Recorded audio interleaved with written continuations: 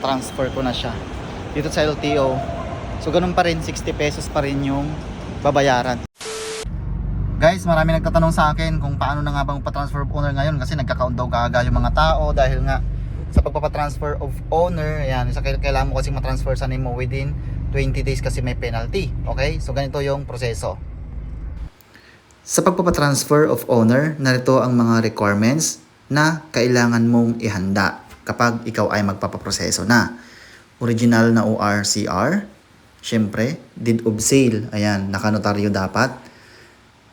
ID ng registered owner, o ito yung unang may-ari o yung nakapangalan sa certificate of registration. ID ng bagong may-ari. Kapag kompleto na yan, ipapotocopy mo lahat yan. Una mong pupuntahan, HPG.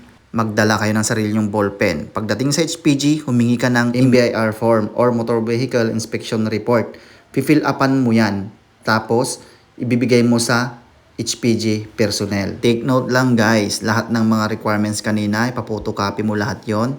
I-submit mo sa HPG personnel. Ayan, sa mga naman sa mesa na yan, sinabmit ko dyan. Pagka-check nila, kompleto ang papeles, binigyan ako ng payment form. Babayaran mo yan sa Land Bank. Kung makikita nyo, 650 pesos yung nakalagay na price. So yan lang ang babayaran mo sa Land Bank. Wala kasing pagbabayaran sa HPG mismo. Doon mismo kayo sa Land Bank kung saan malapit. Kaya dito ako sa Land Bank nagpunta. Buti na lang itong napuntahan kong office o branch ay malinis, walang tao, kokonti lamang. As in, 3 lang yata kami. Pagkatipas nga ng ilang minuto, halos 3 minutes lang yata yon. Nabayaran ko na agad ang aking HPG clearance. At syempre, babalik na tayo sa HPG office dahil sasubmit natin itong resibo. Papotocopy nyo ulit yan, tapos submit nyo sa kanila. Pagkabigay mo ng resibo, i-inspection na nila ang inyong motor o sasakyan. Tulad ng ginagawa sa akin, ayan, chinecheck nila na maigi kung tama yung kanyang chassis number sa papel na nakalagay o sa certificate of registration, tsaka yung kanyang engine number. So yun mga ka-rides, pagkatapos kong ma-inspection, binigyan ako ng stub, babalikan no lang after 3 days yung HPG clearance. Pero may rush yan, makukuha mo kaagad. So alam na nila yan doon. Ayan, pagkakuha ko ng aking HPG clearance, pumunta ako sa LTO. Tara! Sa prosesong ito, dito na mag-i-start talaga yung transfer of ownership dahil ang kinuha natin kanina ay requirements pa lamang yon. Pagkakuha ko ng aking HPG clearance, dumiretso ako agad ng LTO kung saan ako magpa-transfer. Narito na ang kompletong requirements sa LTO. HPG clearance, original. Tapos, original din na certificate of registration, at saka official receipt o ito yung ORCR. ID ng registered na owner. ID ng bagong owner. At saka yung insurance under your name dahil nga kailangan sa pangalan mo na nakapangalan ang insurance.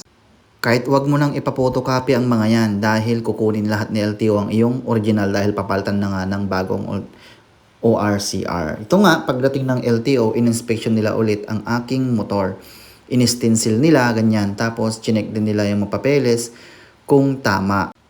And then, pagkatapos nga nilang inspection na ganyan, magpipicture na kayo. Tapos, yung picture, ipapaprint nyo. Kaya ito, nakapila ako ngayon dito sa may Xerox copy na to para ipaprint yung mga papeles na hinihingi kanina. So, ito na nga yung papeles ng inspection kung saan kailangan mong ipaprint yan. Isa din dyan ako natagalan dahil bago yan. Hindi ko nung nakaraang taon nagpa-transfer ako, hindi na yan kailangan. Pero ngayon, kailangan mong ipaprint.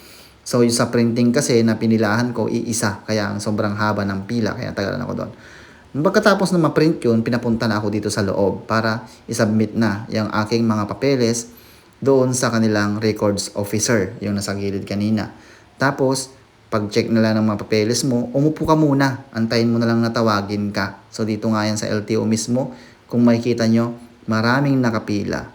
Siyempre, tsaga-tsaga lang para ma-process na natin ang ating transfer of ownership. Ganoon naman talaga. At least pagka natapos ito, ay panatag na tayo sa daan. O, diba? Antay-antay lang. Pagkatapos mong tawagin ka sa kahera para magbayad ka na. So, ganun pa rin ang babayaran dito. Nag-abot ako ng 100 pesos para sa bagong print na ORCR at sinuklian ako ng 40 pesos. So, 60 pesos pa rin ang babayaran mo kung ang iyong motor o sakyan ay nakarehistro pa. Ayan. So, sa sakyan, di ko lang sure kung 60 pesos din. Pero sa motor kasi itong pinaprocess ko, 60 pesos ang siningil nila sa akin. Pagkatapos kong bayaran, pinapunta na ako dito sa may bandang releasing para i-release ang aking bagong ORCRO, Certificate of Registration. Pagka tinawag yung pangalan nyo, ayan, ilalag nyo lang yung pangalan nyo sa logbook. Katunayan na na-receive nyo na ang kopya ng inyong ORCR na. Alam nyo ba na inabot din ako nilang oras dito sa may loob mismo ng LTO. Di ko alam kasi sobrang tumagal na ngayon yung proseso. Pero worth it naman nung nahawakan ko na ang aking bagong ORCR at sa akin na nga nakapangalan. O, di ba? Kung makikita nyo, orig na orig yan. Galing mismo sa kanilang window. Dahil tayo nga ang naglakad at hindi tayo nagpa-fixer.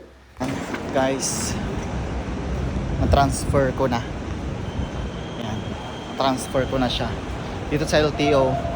So ganun pa rin, 60 pesos pa rin yung babayaran. Sa LTO lang yun ha. So yung complete na gastos, inabot ako ng whole day para ma-process to. So dito sa LTO lang, 4 hours inabot ko. Tara! Magkano naman yung nagastos ko? Ayan. Share ko sa inyo magkano yung total kong nagastos. Sa HPG, gumastos tayo ng 650. Ayan, kung normal process, 650. Tapos sa insurance, 700. So 1.3 na. Ayan. Tapos sa nag-abot-abot tayo sa mga nag-stencil, nagbigay tayo ng 100, 1.4 na. Ayan, 1.4 na. Tapos sa LTO naman, ayan, ito naman yung nagastos ko sa LTO. Gumastos ako doon ng 60 pesos, o 1 to 60. Tapos doon naman sa print, 50, mahal ng print. Yun yung sinasabi ko pa print, ayan, 50 yung print. So kwentahin yun, nakalimutan ko na yung total. Ayan, tapos nagbigay din ako ng 100 doon sa nag-stencil sa LTO. So, ayan lahat yung nagastos ko. Hindi siya abot ng 2K. Okay? So, ayun lang. So, ganun mga ka-rides yung pag-process ng transfer of ownership. Gaya ng sinabi ko, unahin nyo sa LTO kung saan ka magpapatransfer kung hindi mo mother file ha. Kasi kumuha ka ng confirmation request. Medyo matagal ngayon. Inaabot ng yung iba 10 days. Ayan. Actually sa akin 10 days ang inantay ko.